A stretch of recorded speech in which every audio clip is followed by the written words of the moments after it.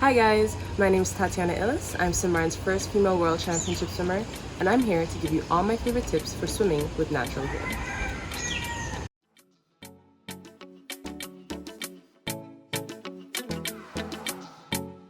So, I've been a competitive swimmer for the last 13 years, which means swimming 6 days a week all year round and sometimes multiple times throughout the day.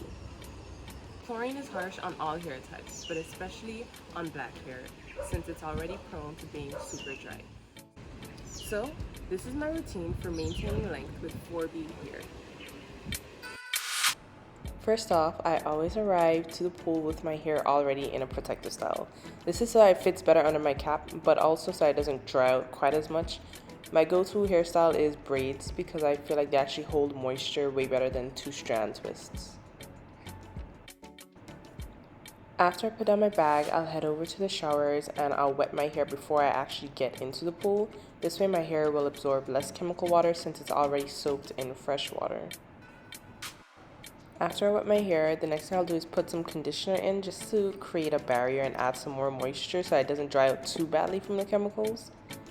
Since I do swim every day, I'm just going to use a cheap conditioner. I got this bottle for about $5 at a beauty supply store. And this is the only time that I would choose quantity over quality for a hair product. And that's just because I don't want to spend $40 on a conditioner and then have it be washed out constantly. When I apply it, I don't put it all over my hair, especially on the top of my head, since that makes the cap pretty slippery when I dive in. But I try to make sure I get the ends because that's the oldest and driest part of my hair. If I feel like my hair needs a little bit extra protection, for an additional layer, I'll sometimes add Vaseline to the ends of my hair. Not all over my hair, otherwise my cap definitely would not stay on. This is just a regular one that I got also for about $5, I think, from the beauty supply store. I do this and I found that it does help with retaining moisture.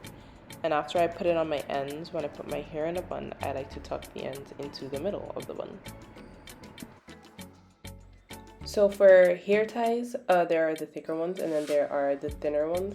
I prefer to use the thicker ones like these, the scrunchies, because the thinner ones can actually curl around the ends of my hair, and if I'm not careful, as you can see, they can tangle in my hair and rip some of the hair out. So just to avoid that, I prefer to use these bigger ones. I also think they're a little bit cuter, so those are my go-to for training. Next up, when it comes to caps, there are the silicone and the latex. I have a green latex one here and a blue silicone cap with my name on it. I prefer the silicone not just because they're better quality and less likely to tear, but also because the latex caps can curl up and tangle in my baby hairs.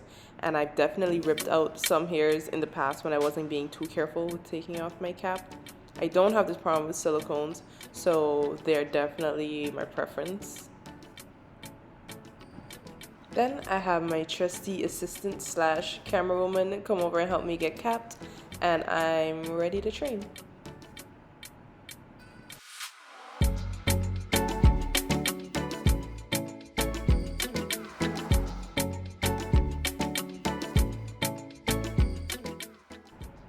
After training, I'll head back to the showers to rinse the chlorine off my skin and squeeze as much of it out of my hair as possible. After rinsing off my hair, I dry my hair with a regular, in this case, just a regular old cotton t-shirt that's way too small for me. I like to do this because it isn't as rough as a towel, and as a result, my plaits or my twists or whatever hairstyle I'm wearing looks a little bit better, longer, as in doesn't look as disheveled and roughed up from the towel when I use the t-shirt. One of the last things I do is I reapply some more conditioner to just replace some of the moisture that I lost while I was in the pool, and then I'll let my hair air dry on the way home.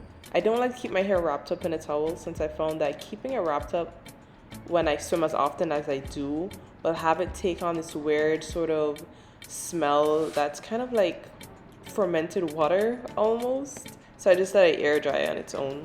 And on weekends I'll do more specific or specialized hair masks. But that's about it for my hair care routine. So thanks for watching.